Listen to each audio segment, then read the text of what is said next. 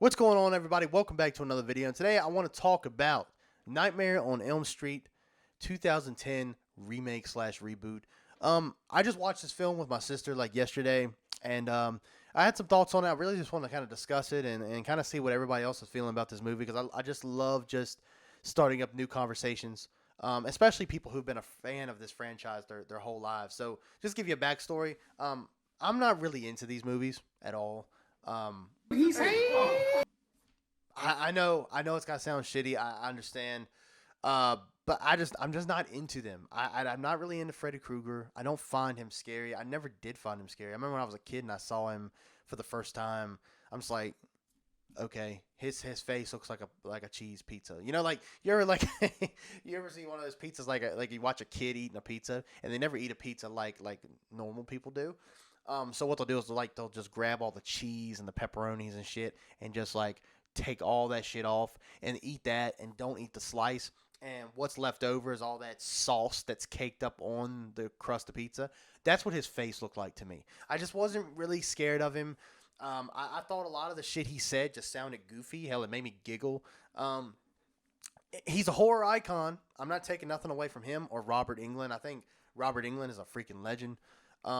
But I just do not care for these movies. I love Wes Craven, but I just think this is one of the franchises I'm just not a huge fan of. So going into this one, I heard this was a darker retelling of the original movie. I hear that Freddy is back to his very sinister ways, not really jokey, but more of sinister. And it's not that he doesn't make jokes, but he's just way more of a. It's more of a sinister presence in this film, which I think they do. And I just hear that it's made for modern audiences. So I'm like, all right, well let me check this out. You know, maybe it not be bad. You know, me and the sister and I, we were, watching a lot of horror movies yesterday to prepare for Halloween because as we're recording this video, Halloween is tomorrow. So we just want to check this one out, and we did. And I can honestly say I'm really glad that I checked it out. I don't know if I'm assuming if you guys clicked on this video, you have seen it. I know that there's a lot of criticism at this film, and look, I am not a Nightmare on Elm Street elitist. So, there might be things that I like in this film that if you're an elitist, you might not like. And I apologize for that. But I like this movie a lot. I thought this was honestly, this is the best film of the franchise. You didn't say that. Tell me you did not just say that. I know that's not going to sit well with people. I already know. Like, I know that's not going to sit well with people. But I'm just telling you my personal opinion. If you don't agree with it, that's fine. Tell me why down in the comments. But I'm going to tell you why I really like it. I love the tone of this film. This film has such a dark and bleak tone just from the very beginning with the guy from Twilight, Emmett, I think is what his name is. And this guy's been in a bunch of other stuff. So I'm not trying to be like freaking, demeaning this guy's career. But, saying he wants to sleep, but he feels like he can. He knows he's in danger. And the beginning sequence where he ends up driving that knife in his neck, I thought it really set the tone for this film. And like the girl that I'm assuming was his girlfriend, like she didn't want to believe what he was saying, but she knew that she had the same dreams about the same guy who wore that sweater, who had knives for hands. And I loved it. I loved it, like him like killing himself right in front of her, which is pretty wild, the way to open up the movie. And then she begins to start having these dreams of Freddy Krueger. So each one of these kids start getting killed off, and it's super entertaining. I love the set pieces in a sense that I love how Freddy will start playing with his victims before he kills them. Like I've already said before, one thing I love about Michael Myers. Michael Myers is my favorite movie villain of all time. I think I love the stalking more than I like the killing, if that makes sense. It makes the kill that much better when Michael stalks his victim. Same thing goes with here. I love Freddy, like, putting them in a situation, making them think they're okay, and then, boom, he attacks. And let's talk about Freddy for a second. Now, I'm probably going to put the actor's name up here on the screen because I can't remember what his name is. I've seen this guy my entire life. I've watched him in The Watchmen. I've seen this guy quite a bit in my lifetime. This guy, I think he kills it as Freddy, dude. I think his version of Freddy Krueger is super intimidating, super sinister, and very, very scary. Now, listen, I'm 27 years old. I don't get scared at horror movies anymore. Of course, jump scare. There might be freaky things happening on screen, like holy shit, like this is such a creepy ass. Like let's think about a movie like Talk to Me, right? I think Talk to Me is average at best. Everybody was talking up that movie. Talk to Me. It's just this awesome film. I watched it. It was like okay, but there was moments in it where I was like, oh shit, this is getting kind of intense. When the demon's possessing these people sitting in the chair, I was like, okay, this is getting intense. But not once was I ever scared. That was just for an example. So I wasn't scared of anything in this movie, but I just thought that his presence was really, really well done, and that goes by the acting of this guy here. I just think his Freddy is just. I'm sorry. I think his Freddy is way better, star and beyond, than Robert Englund. Oh, frisky are we? Again, I know that sounds bad. I know it sounds bad, but I think I just prefer it. I prefer this more sinister style. I know Freddy makes jokes and all that stuff, but I personally like a more serious villain. That's just me.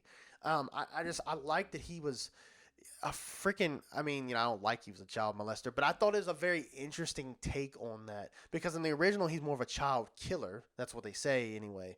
In this, they straight up make him a molester. And the thing about it is, because, honestly, I didn't know shit about the plot, so excuse me if you did, but, like, there's a part where Freddy Krueger, before he, becomes the guy that we all know, he's like running from all these parents into this building, and he locking the door behind him, and he's like, I didn't do what they said, and he's talking about the kids, and these kids are like 5 years old, and they're telling their parents, what this guy was doing, and for a second there, you're like, did they kill an innocent man?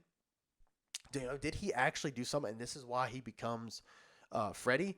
And it starts to kind of make you think that maybe that's the case, but then you find out really fast, like I would say like the next scenes over, you find out that everything they were saying was true.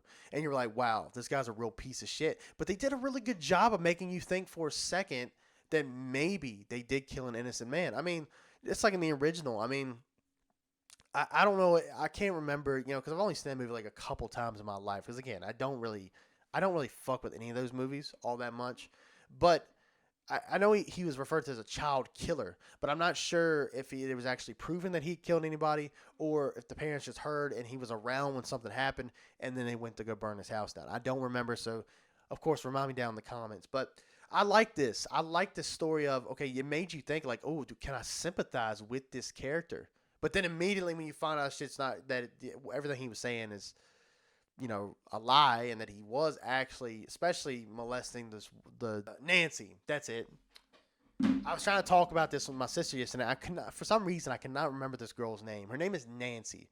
But you find out that he was definitely more creepy around her, and has pictures and everything. And you're like, okay, this is a real piece of shit. He's got to go.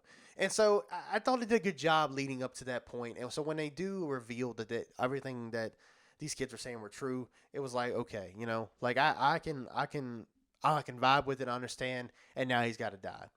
And yeah, I think the rest of the movie plays out like they try to do in the original, man. They try to bring Freddy to the real world so they can kill him. Obviously it looks like they're victorious by the end of the film. Obviously, it's not that easy to kill Freddy. And that's about the end of it. But yeah, I wouldn't say this movie's like anything special with the characters. I wasn't really truly invested. I like the actors in this film, especially the last two children that don't die. And I'm sorry, I know one of them's name is Nancy. I don't remember the other guy's name, but I like those two characters a lot. And I was actually like, I wouldn't say I was truly invested in their stories, but I did like what was going on between the two. How they were battling this thing together, trying to stay awake, but they were both kind of falling asleep at certain instances where they had to escape Freddy. Yeah, I like that the Freddy was kind of giving more of memories to the guy, like like this is what happened, and he was kind of putting the guy in almost like this. I always thought the dude was dreaming, but they were kind of putting him in like this time capsule to see what actually happened to Freddy that night. I fuck with it. I'm sorry, I fuck with it. I like the CGI in this. I thought it was really well done. I love Freddy's look, more of the burn victim kind of look to him. His lips looked a little weird when he was talking. It looked more like that, and he was saying, words. But his voice, there's a sequence where this girl, she's in a dream, she gets put into that pretty much like this. It looks like an underground. It's kind of like what they did in the first movie, where you got like these pipes and shit everywhere. It's kind of like, looks like it down in a basement. Girl falls asleep. She ends up there, and she's like, "Oh God!" And then he's behind her. Freddy's behind her, and goes, "No, just me." Oh, God. No. Just me. What do you want from me? I don't know, Jesse. You think you could turn back time? Answer me! No. Do you think you can bring the dead back to life? No. No! No! I didn't fucking think so. No! No! No! Why are you screaming? I haven't even cut you yet. I love that shit. It sounded so freaking sinister. I was like, finally, a version of this character I can fuck with.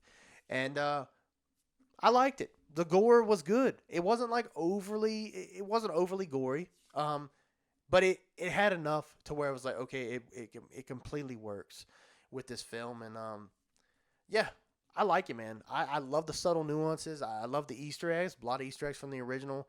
And especially that hallway sequence. I don't know if you guys remember from the original, but in the hallway sequence at school where you see the body being dragged and things of that nature.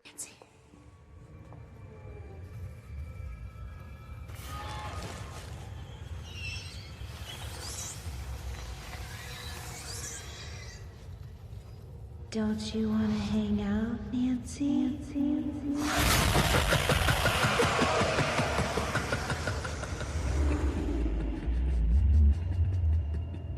I thought this film did a good job of taking what the original did and making it more sinister, and I fuck with it. I think honestly, like I say, I could easily go back and watch this one again. I enjoyed this film that much that I could watch it again, and I think that I would have some enjoyment out of it each time I watched it. So anyway, I know that's very controversial. I know there's a lot of Nightmare on Elm Street fans out there.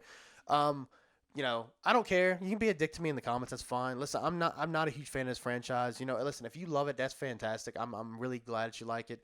Listen, my favorite movie villain is Michael Myers, and I know he's got a bunch of stinkers in his film franchise as well. So I'm not going to sit here and act like Halloween is some great, like, undefeated franchise. But let me know your thoughts down below about the Nightmare on Elm Street reboot from 2010 and about Nightmare on Elm Street as a whole. What are you expecting out of the new one? Do you want Robert Englund to come back? Do you have another pick in mind for Freddy? How would you make a Nightmare on Elm Street film? And who would you cast? I think that'd be kind of interesting. Anyway, with that being said, thank you guys for watching. Let me know your thoughts down below. Happy Halloween, and we'll see you next one. Stay dead, my friends.